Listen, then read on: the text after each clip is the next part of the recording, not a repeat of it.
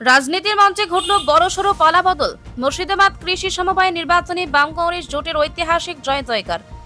৩৯টি আসনে জয় তুলে নিয়ে বাম কংগ্রেস জানিয়ে দিল তাদের ফেরা শুধু সময়ের অপেক্ষা ছিল।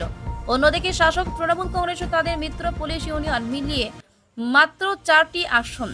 সকাল থেকে উত্তেজনা, সংঘর্ষ, গুন্ডামি সবকিছুর মাঝেও টিকে রইল গণতন্ত্রের শক্তি। সংগঠিত, সাহসী আর জনভিত্তিক লড়াইয়ে মাঠ দখল করল বাম কংগ্রেস জোট।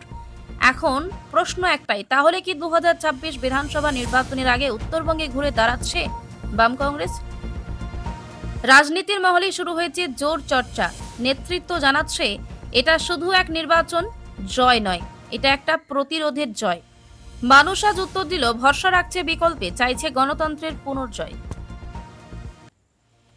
হচ্ছে এবং যদু বংশের মতো ধ্বংস হয়ে যাবে তৃণমূল কংগ্রেস। তার কারণ এর কোনো নির্দিষ্ট নীতি নেই, শিল্পনীতি নেই, কৃষি নীতি নেই, শুধু নীতি হচ্ছে এবং সম্পদ।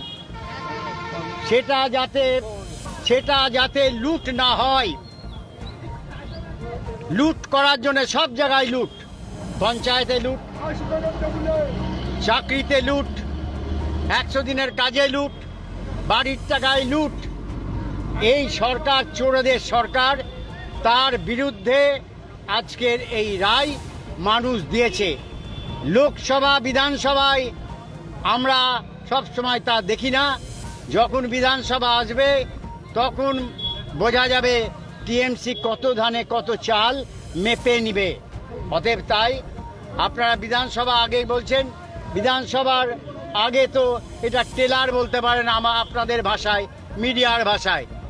এখনো ফিল্ম তৈরি হয়নি, ফিল্ম তৈরি হচ্ছে এবং যদু বংশের মতো ধ্বংস হয়ে যাবে তৃণমূল কংগ্রেস। তার কারণ এর কোনো নির্দিষ্ট নীতি নেই, শিল্পনীতি নেই, কৃষি নীতি নেই, শুধু নীতি হচ্ছে মাল কামাও আর পকেট ভরো, চুরি করো, পকেট ভরো, আর মানুষকে ভয় দেখাও, আর পুলিশের একটা অংশকে সাথে নাও। পুলিশ যা বলে পালোয়ান, গাদা বানে পালোয়ান।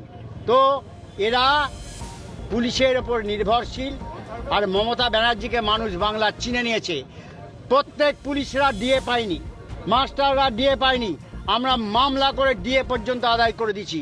অতএব তাই মানুষ যখন খেপে যায় তখন কোনো কিছু টেকে না, কোনো মামু টিকবে না আগামী নির্বাচনে। পিস নিউজ বাংলা, সত্যের পক্ষে, শান্তির পথে।